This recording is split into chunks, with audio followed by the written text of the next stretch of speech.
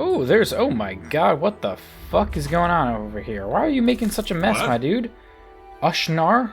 Come on, dude. What's You wrong haven't with you? seen that filthy cat beggar, have you? I have not, but we will be reading a different story See you. about another sort of beggar. We'll be continuing the story that was started in the book Beggar and continued in the books Thief, Warrior, as well as King.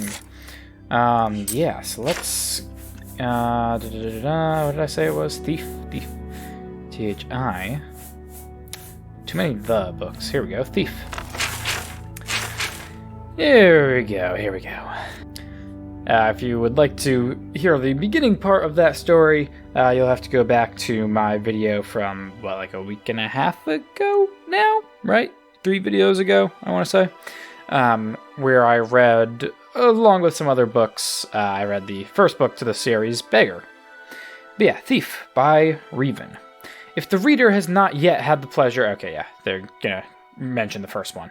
If the reader has not yet had the pleasure of reading the first volume in these series on the life of Eslaf Erol Beggar, he should close this book immediately, for I shan't recap. I will tell you this much, gentle reader. When we last saw Eslaf, he was a boy, an orphan, a failed beggar, very failed. Everybody was a fucking asshole to the guy for no good reason. Running through the wildy winter woods, the ultimate alliteration there, of Skyrim, away from his home of Erelgard. He continued running, stopping here and there for many more years, until he was a young man.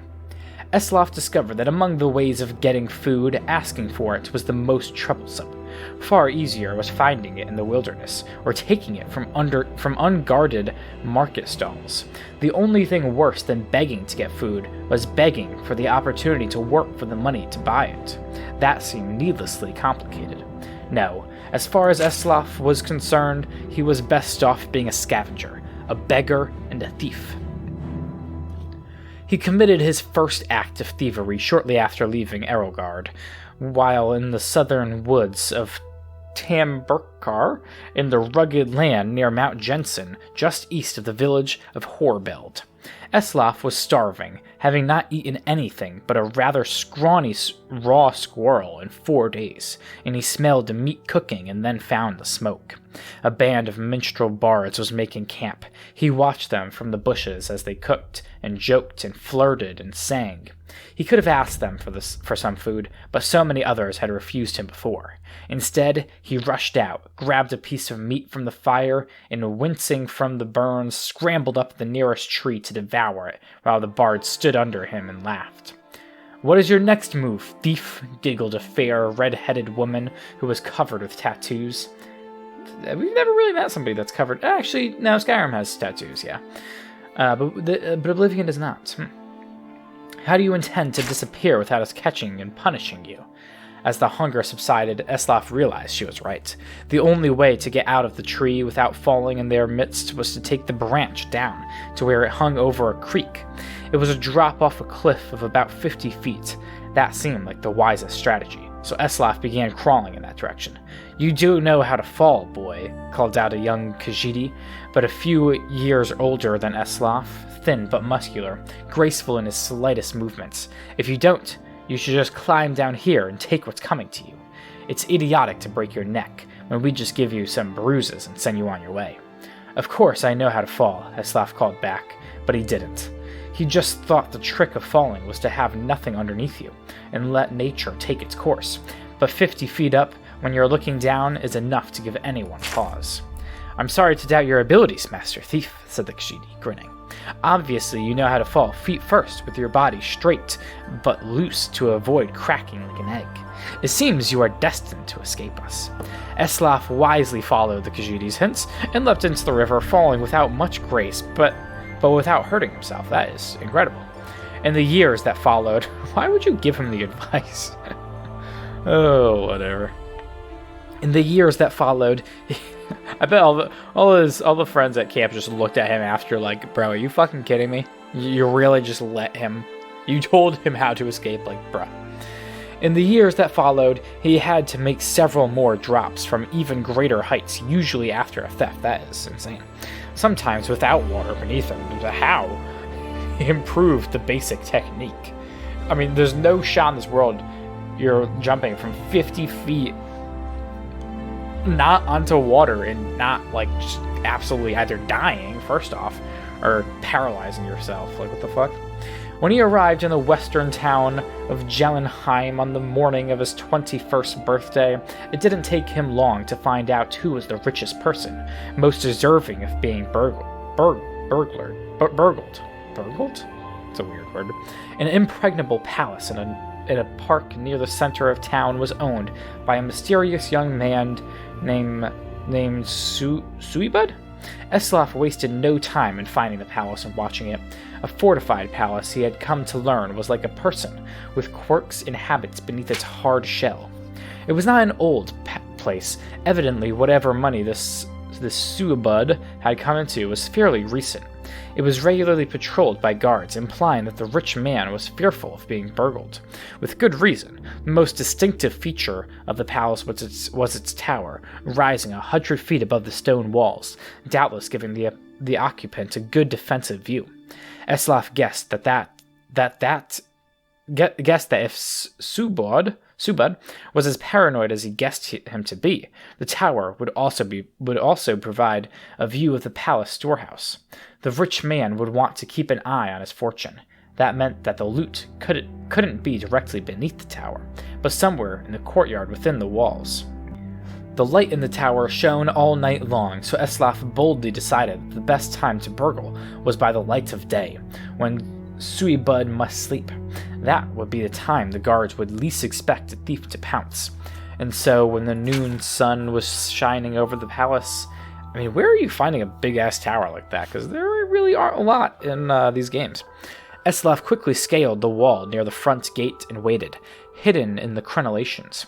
The interior courtyard was plain and desolate, with few places to hide, but he saw that there were 2 wells. One the guards used from time to time to draw up water and slake their thirst, but Eslaf noticed that guards would pass by the other well, never using it.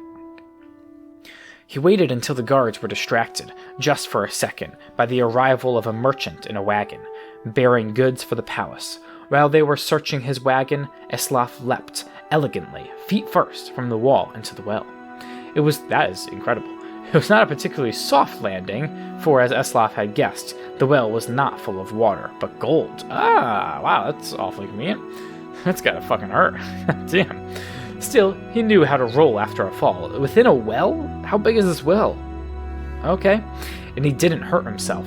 In the dank subterranean storehouse, he stuffed his pockets with gold and was about to go to the door, which he assumed would lead to the tower, when he noticed a gem the size of an apple, worth more than all the gold that was left.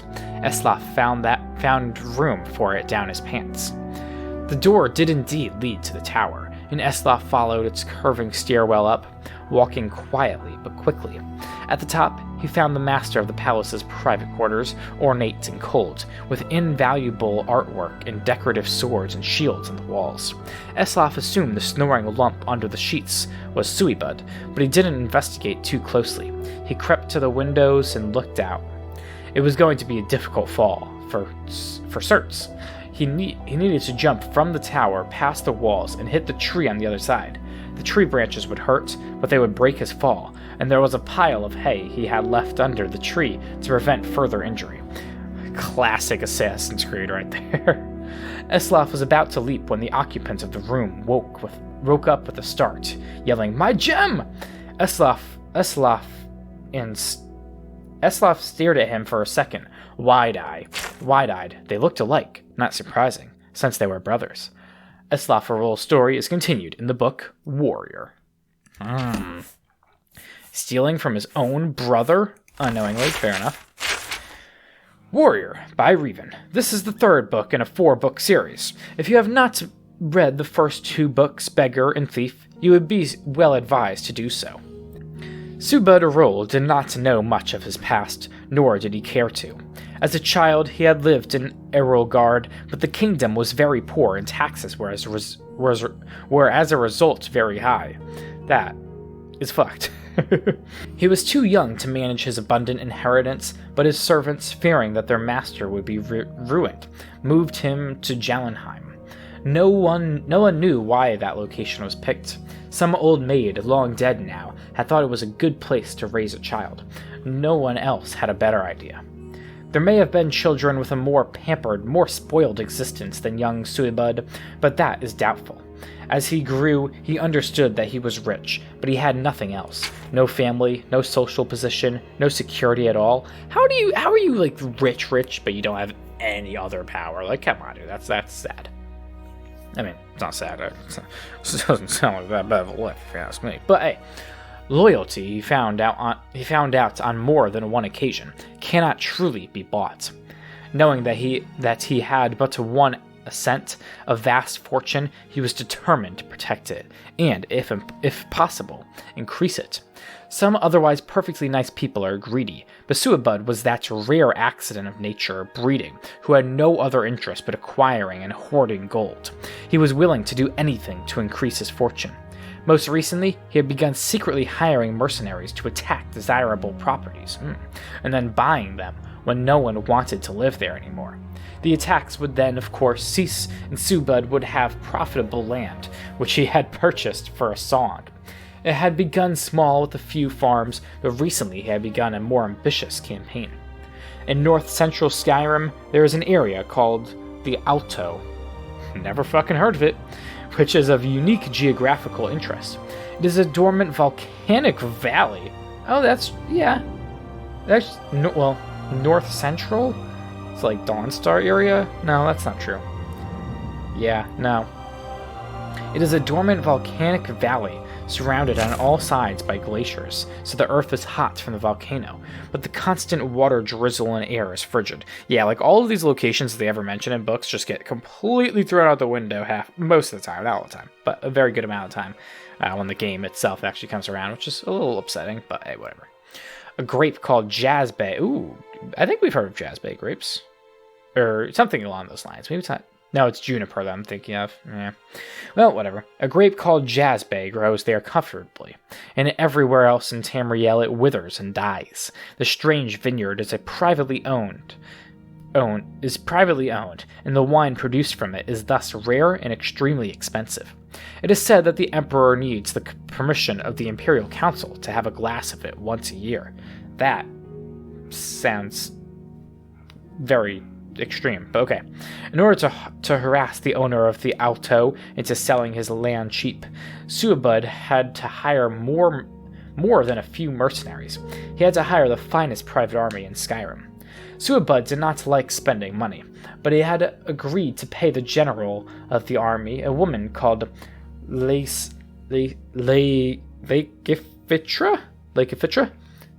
Sure. A gem the size of an apple.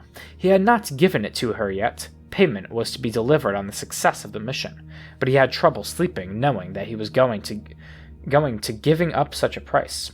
He always slept during the day so he could watch his storehouse by night, when he knew thieves were about. That brings us up to this moment when, after a fitful sleep, Suibud woke up at about noon and surprised a thief in his bedroom. The thief was Eslaf. This is a lot of fucking recap right here.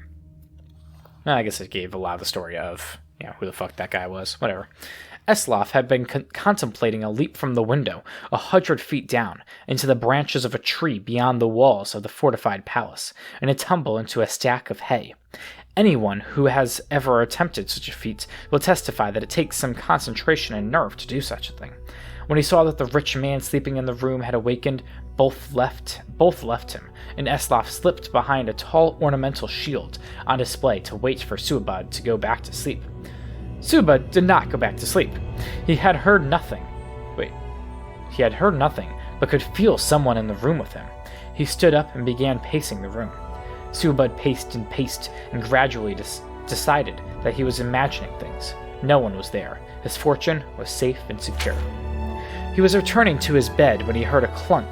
Turning around, he saw the gem, the one he was to give to Lacifitra on the floor by the Atmoran cavalry shield. A hand reached out from behind the shield and grabbed it up.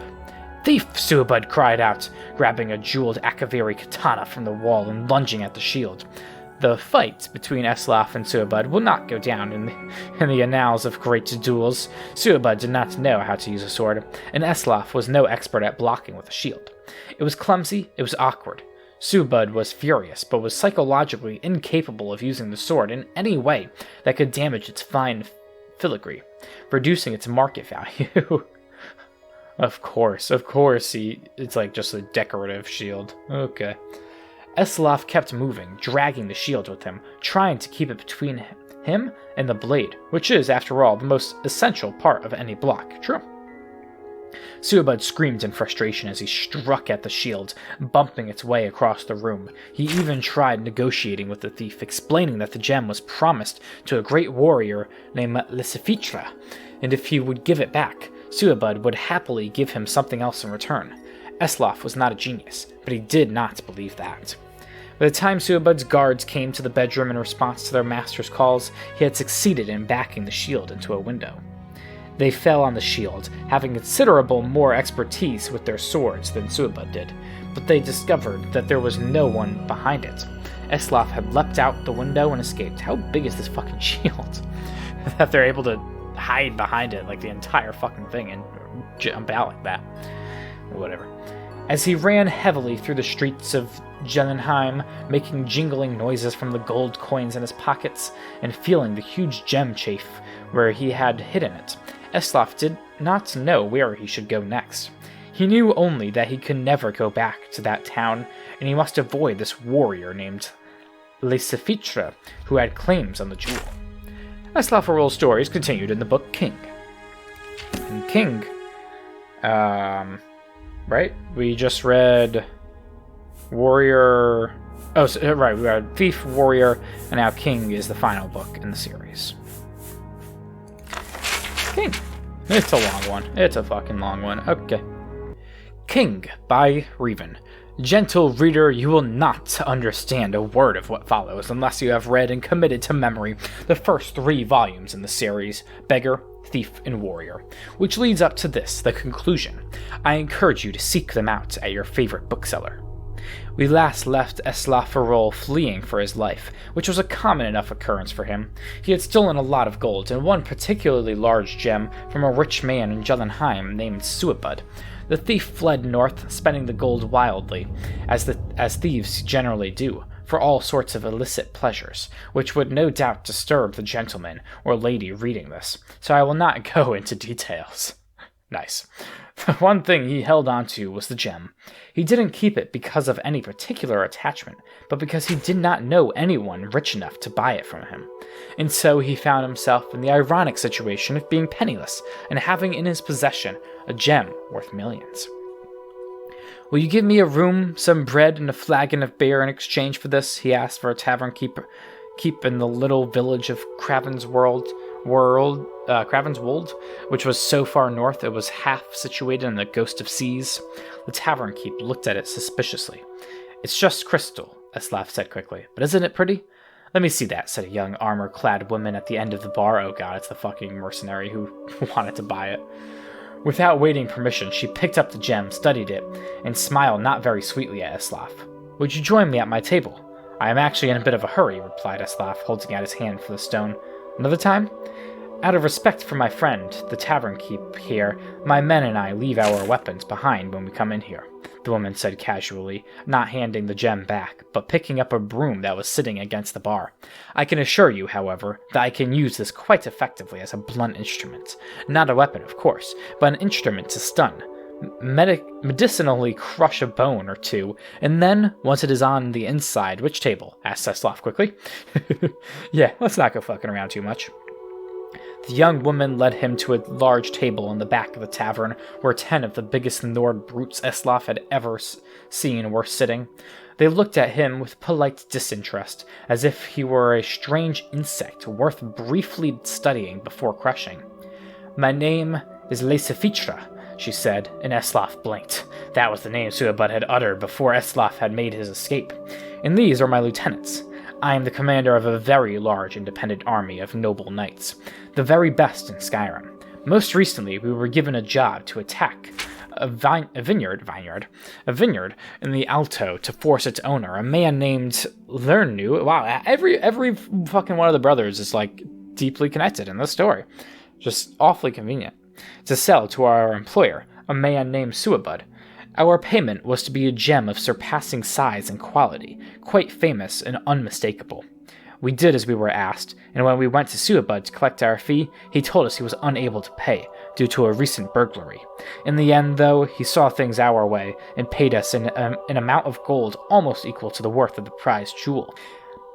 It did not empty out his treasury entirely, but it meant he was unable to buy the land in the Alto after all. So we were not paid enough. Suabud had taken a heavy financial blow, and Lernu's prize cop of Jazbay had been temporarily destroyed for naught. La Sefitra took a long, slow drink of her mead before continuing. Now, I wonder, could you tell me, how came you in the possession of the gem we were promised? Eslaf did not answer at once. Instead, he took a piece of bread from the table of the savage bearded barbarian on his left and ate it. I'm sorry, he said, his mouth full. May I?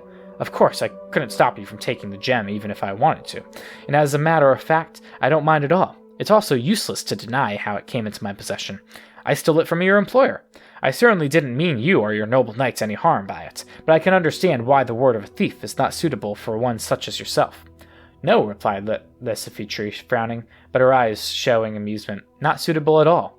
But before you kill me, Eslaf said, grabbing another piece of bread, just stuffing himself, tell me, how suitable is it for noble knights such as yourselves to be paid twice for one job?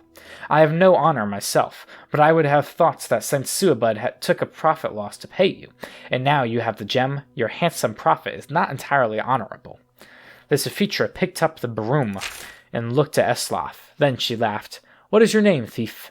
Eslaf, said the thief.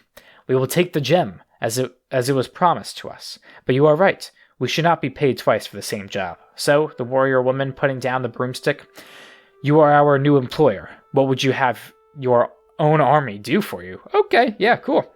Many people could find quite a few good... Wow, what fucking just... As honorable as it gets. You're correct. Yeah, we already got paid for this job. You know what? You're our boss now. Like, fuck that. I'm just taking the goddamn thing and killing this guy right now. Like, fucking hey. Many people could find quite a few good uses for their own army, but Eslaf was not among them. He searched his brain, and finally, it was decided that it was a debt to be paid later. For all her brutality, the Sefitra was a simple woman, raised, he learned, by the very army she commanded. Fighting and honor were the only things she knew. When Eslaf left Cravenswold, he had an army at his beck and call. Beck and call, okay, that does actually make sense. But not a coin to his name. He knew he would have to steal something soon. As he wandered the woods, scrounging for food, he was beset with a strange feeling of familiarity. These were the very woods he had been in as a child, also starving, also scrounging. When he came out of the road, he found that he had come back on the kingdom where he had been raised by the dear, stupid, shy maid Druspa. He was an Errolguard. It had fallen even deeper into despair since his youth. The shops that had refused him food were boarded up, abandoned. The only people left were hollow, hopeless figures, so ravaged by taxation, despotism, and barbaric raids that they were too weak to flee. Eslaf realized how lucky he was to have gotten out in his youth. There was, however, a castle and a king. Eslaf immediately made plans to raid the treasury. As usual, he watched the place carefully, taking note of the security and the habits of the guards. This took some time. In the end, he realized there was no security and no guards. How the fuck is that? Okay. Well, I mean, we already kind of know, but like, how do you not figure something out, you know? Whatever. He walked in the front door and down the empty corridors to the treasury. It was full of precisely nothing, except one man. He was Eslaf's age, but looked much older. There's nothing to steal, he said. Would that there was. King, you nope. Yeah, nope. Though prematurely aged, had the same white blonde hair and blue eyes like broken glass that Eslav had. In fact, he resembled Suabud in Lesafitra as well. Oh. And though Eslav had never met the ruined landlord of the Alto, Lernu, he looked him too. Not surprisingly, since they were quintuplets. "So you have nothing?" asked Eslav gently. "Nothing except my poor kingdom, curse it," the king grumbled. "Before I came to the throne, it was powerful and rich, but I inherited none of that, only the title. For my entire life, I've had responsibility thrust on my shoulders, but never had the means to handle it properly.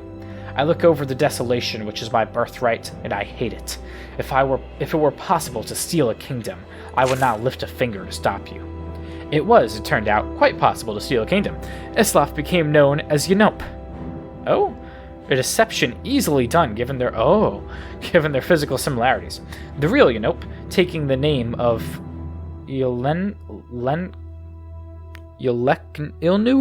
happily left his demesne, becoming eventually a simple worker in the vineyards of the Alto. For the first time free of responsibility, he fell into his new life with gusto, the years melting off him. The new Yanop called in his favor with Lesafitra, using her army to restore peace to the kingdom of Erogard.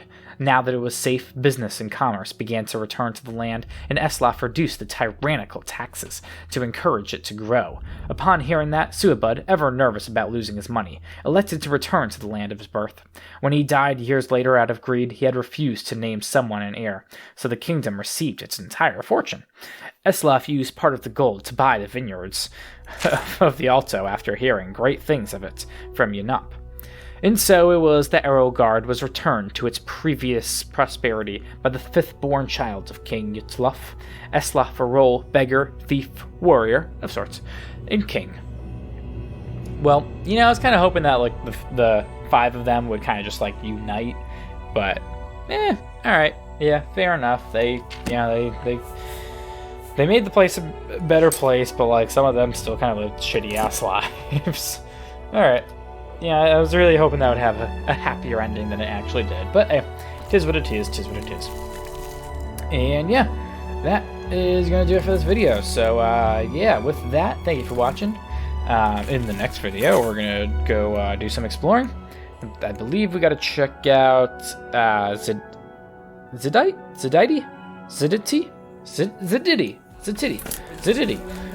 Yeah, until then, thanks for watching. Don't forget to like, comment, subscribe, and I hope you join us.